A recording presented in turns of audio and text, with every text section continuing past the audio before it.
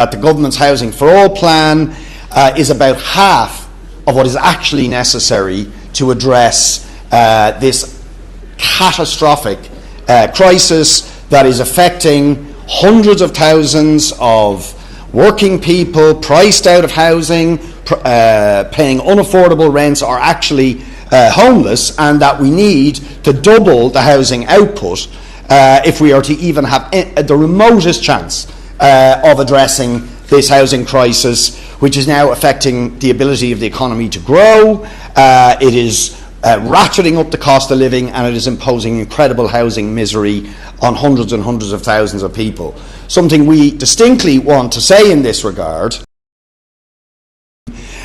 is that if we are going to get up to the 60 or 70,000 houses a year necessary to have a chance of dealing with this housing crisis, we cannot rely on the private sector to do it,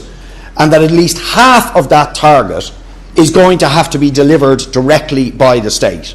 And People Before Profit are unique in our housing proposals in saying that at least 35,000 houses a year, social and affordable, have to be delivered directly by the state, and that in order for that to happen, we need a state construction company.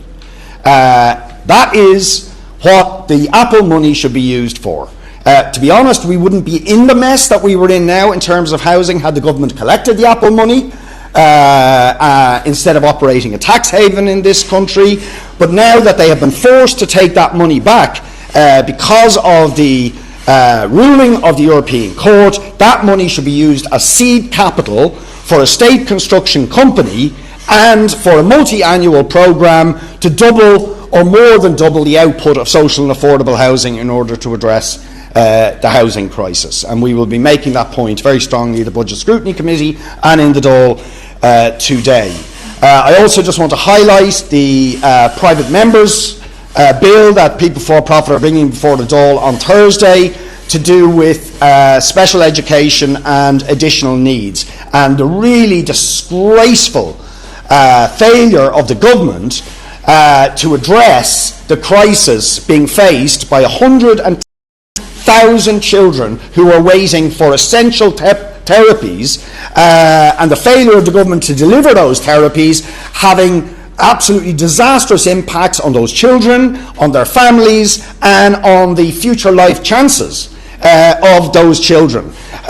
Compounded then by the lack of school places, the new allocation model for special education teachers, which means that a third of schools have actually lost special education resources, the chronic understaffing and under-resourcing of child and disability network teams and CAMS teams. So we have a whole series of proposals for urgent and emergency action to address the lack of school places, the lack of supports and resources for our most vulnerable children, and it'll be interesting to see how the government responds to that private member's motion. We'll have parents and teachers coming into the Dáil to hopefully put some pressure on this government to pass that motion on Thursday and take urgent and emergency action to assist children with additional needs and with disabilities. Very lastly, I just want to mention quickly what we saw Israel do in Lebanon with the exploding of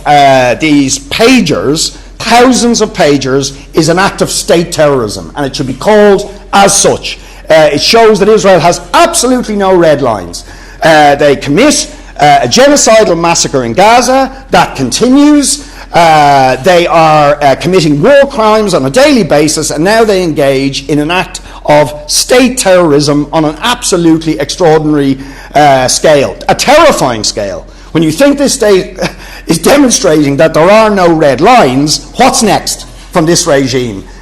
So the world has to call this regime to account, and it really adds to the call that we've been making that we need more than just words of criticism or concern from our government or other governments. We need sanctions imposed on this terrorist rogue regime.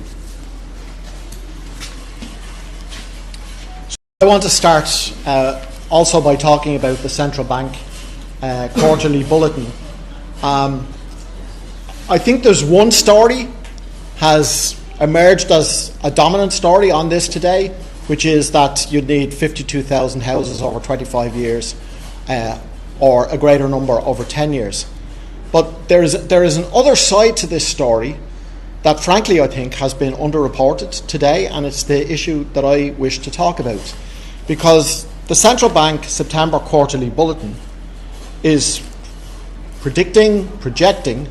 that housing completions for 2004 at 32,000.